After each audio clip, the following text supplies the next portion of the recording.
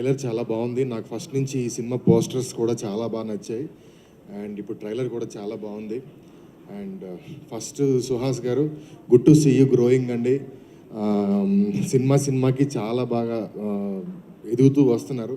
ఆయన family drama cinema నాకు చాలా ఇష్టం. నేను బేసిక్గా హారర్ ఫిల్మ్స్ పెద్ద భయపడిన, కానీ టీవీలో ఫోన్లో చూస్తూ ఫ్యామిలీ డ్రామా సినిమాకి భయపడాను. Not because of BGM, not because of scene, only because of his performance. అది చూసి తర్వాత సీన్ చూడాలని భయం వేస్తుంది. ఇంకేం చేస్తాడు రా బాబు వీడు అన్న భయం వేసి అంత బాగా చేశారు. ఈ సినిమా ఆ సినిమా కంటే బాగా పర్ఫామ్ చేయాలని, ఇంకా పెద్ద సినిమా అవ్వాలని కోరుకుంటున్నాను. అండ్ హీరోయిన్స్ పాయల్ గారికి అండ్ రాశి గారికి ఇద్దరికి ఆల్ ది వెరీ బెస్ట్ అండి. అండ్ మణికంఠగా ఈ సినిమా ప్రొడ్యూసర్. ఈ లాస్ట్ సినిమా మా కాశీ చేసిన చిత్తమహారాణి సినిమాకి నేను ఒక్కసారి సపోర్ట్ చేసినందుకు మా మణికంఠ గారు నాకు 100 times 100 సందర్భాల్లో సపోర్ట్ చేశారు. ఆయనకి ఈ సినిమా చాలా చాలా పెద్ద సక్సెస్ అవ్వాలని కోరుకుంటున్నాను. అండ్ ఈ సినిమా డైరెక్టర్ అర్జున్. నేను హైదరాబాద్ వచ్చిన కొత్తలో మన క్యాన్సర్ హాస్పిటల్ రోడ్లో ఉండేవాడిని. లక్కీగా మా పక్క రూమ్లో తోటసీన్ గారు అండ్ మన అర్జున్ ఇద్దరు మా పక్క రూమ్మేట్స్. వీళ్ళిద్దరు తర్వాత తెలిసింది సుకుమార్ గారు వాళ్ళ అసోసియేట్స్ అని.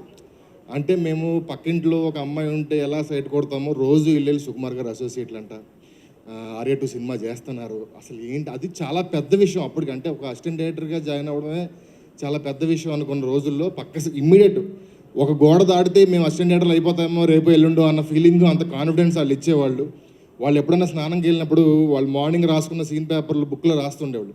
ఆ బుక్ వాళ్ళు స్నానంకి వెళ్ళగానికి అబ్బాబా వెళ్ళి ఆ బుక్ తీసి 2 లైన్లు చదివేస్తే అసలు బయటకు వచ్చేటప్పుడు సుకుమార్ గారు సినిమా సీన్ చదివేసాం మనం, ఇంకా రేపు మాపు డైరెక్టర్ అయిపోతాం అన్న ఫీలింగ్.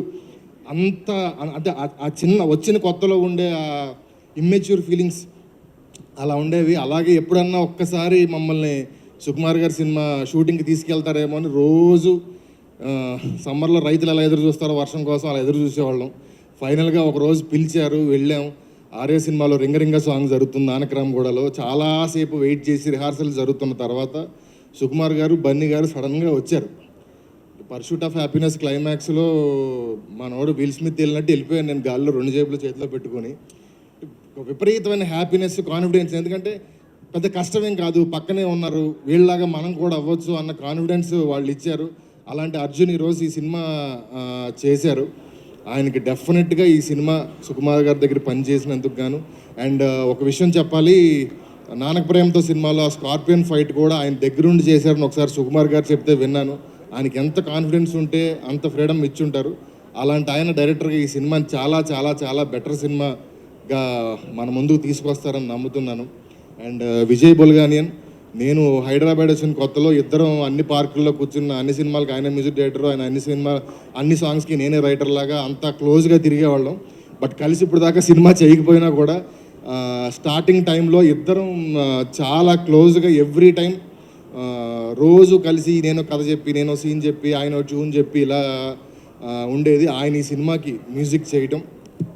అండ్ ఈ సినిమా May 3rd వస్తుంది. అందరూ డెఫినెట్గా ఈ సినిమాని చూసి వీళ్ళందరినీ బ్లెస్ చేస్తారని కోరుకుంటున్నాను. Thank you so much.